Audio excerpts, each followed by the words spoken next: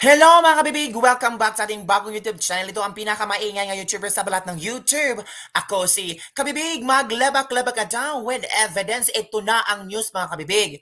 Dahil sa matinding panunupil at paghahadlang sa Maisog Rally sa Bustos, Bulacan, ngayong araw, kinansila ni dating Pangulo Rodrigo Duterte ang nasabing rally upang maiwasan ang gulo. Kasi ang daming nangyari mga kabibig at para maiwasan ang gulo at dimandahan at kung ano pa ang mangyayari, nako, kinansila ni former President Rodrigo Roa Duterte para sa mga kadagdagang mga videos na kung saan trending na trending ngayon as in super duper mga kabibig. So panoorin natin ha, ang nagbabagang video na kung saan may mga hinarang. Oo mga kabibig, grabe. As in, nawingdang ako. Ganito na pala ngayon. Bawal na pala ang tawag dito, mag-rally. Kung, hindi ko magets ang gobyerno ngayon. Bakit? Bakit takot ang mga tao? Eto na ha. Kalsadang papunta sa venue ng Maisog Rally sa Bustos, Bulacan, hinarangan ng mga motor ng pulis. O, panoorin natin mga kabibig. Let's watch this video ha. Okay? Let's proceed. Yan. So, kung galing ka ng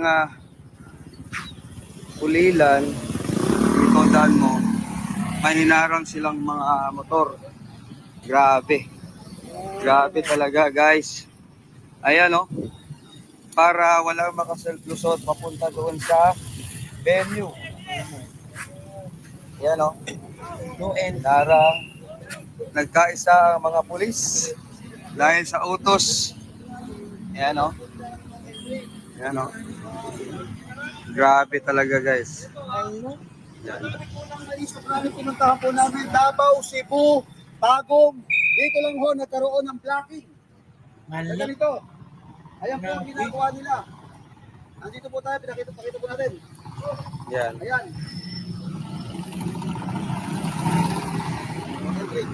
Yan, hinarangan. Hinarangan po lahat ng pupunta po roon. Grabe.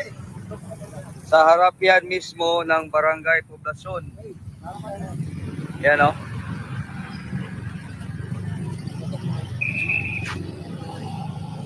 So,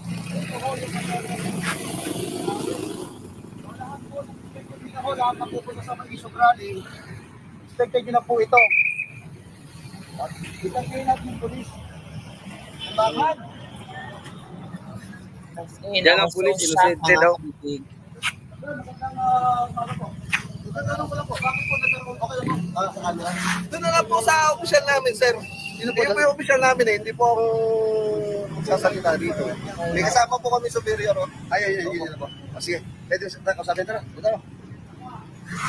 Grabe, as I was so Okay, shocked. ito ang totoong Maisog, guys.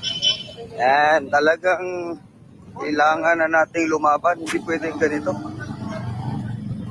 Ayan, oh. Grabe mga kabibig. Ano nangyari? Diba?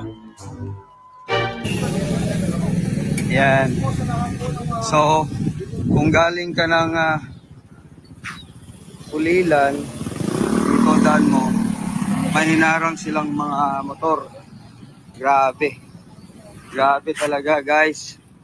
Ayan, oh. Sa utos. This area, this area. Area, ito. Yan. Yan. May nangangharang, di ba mga kabibig? I was so shocked. Bakit ganito? Kung let the people, ang tawag dito, let the people decide whether they want to join the Maisog Peace Rally or hindi. Di ba?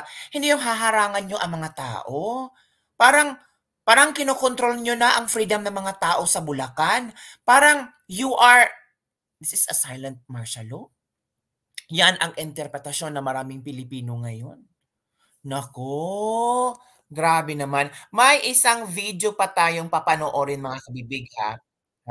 May isang video tayong papanoorin na kung saan ma-shock ka rin na kung saan dito mga kabibig na sinasabi ng lawyer yata ito. Oo, mga kabibig.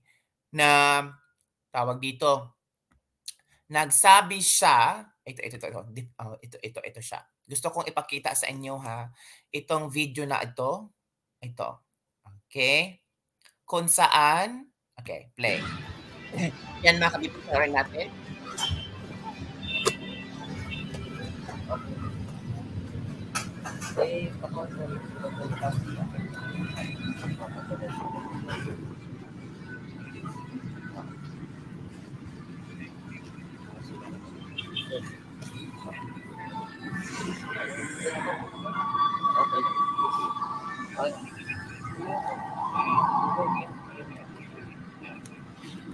Hintay ko na.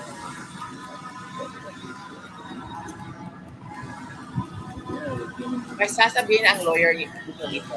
Later, tingnan natin na. Ano po?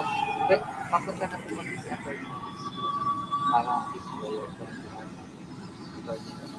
So, ganito lang. Ano maayos natin yung case? Kasi, Pull out lang daw. para settle na rin.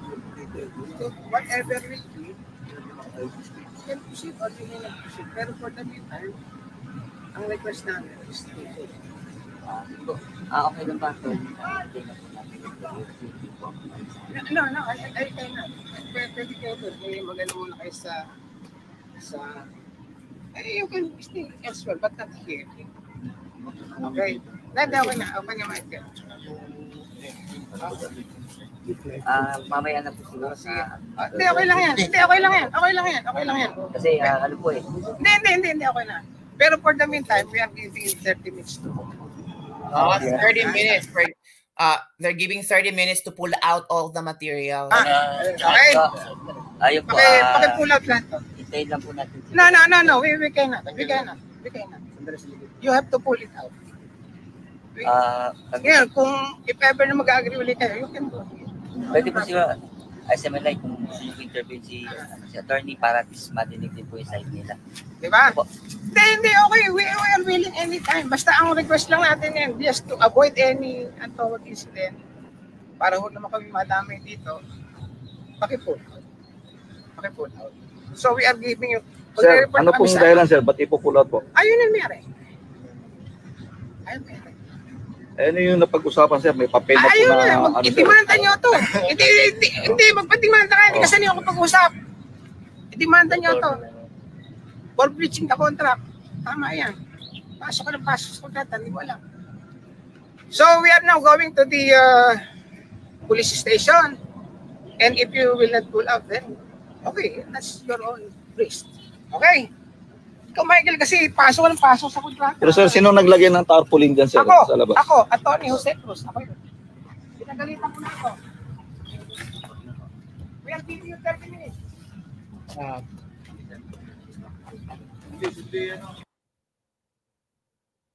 Grabe mga kabibig. 'Di ba? Na-shock ako mga kabibig. We're giving you 30 minutes. 30 minutes to pull out all the materials.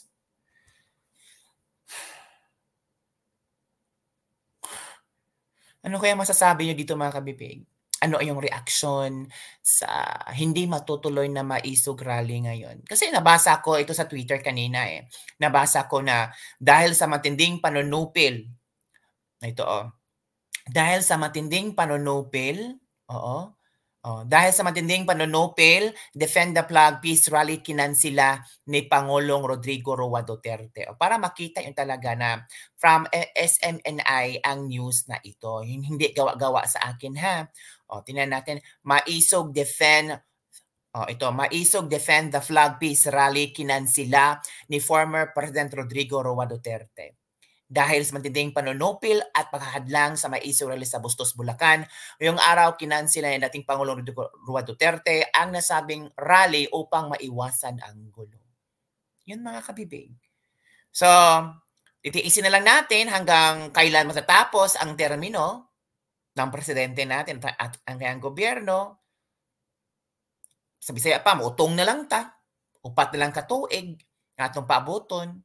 So, magsakay-sakay na ta sa agos ng gobyerno, kung ano man ang ibibigay nila, nga na lang tayo. Para tayong kakain ng tae. Diba? Kung ano ang pwede lang maibigay at maibigay na ayuda sa mga pobre, katulad natin, go na lang tayo. Wala tayong, parang yung boses natin, tinatapalan na eh.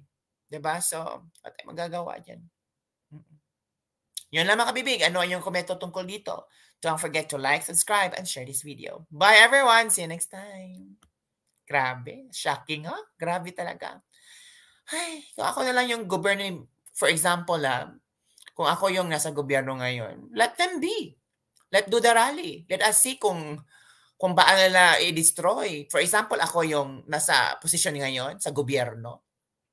Let them maisog rally. Bahala kayo. Mag-rally kayo dyan. Tingnan natin kung kaya nyo ba ang gobyerno ko. I am the one who is in control. Mag-rally kayo, whatever you want. Mga ganun ba? Pag-iisip ba? Kung talagang open-minded ka at para makinggan mo kung ano ang mga gusto na sa buhay, kung ano bang pagkukulang, kung ano ba ang isinisigaw nila, baka pwede natin pag-usapan para pakinggan. Diba? Ay, ewan mo. Kagulo? Ang gulo ng Pilipinas. Ay,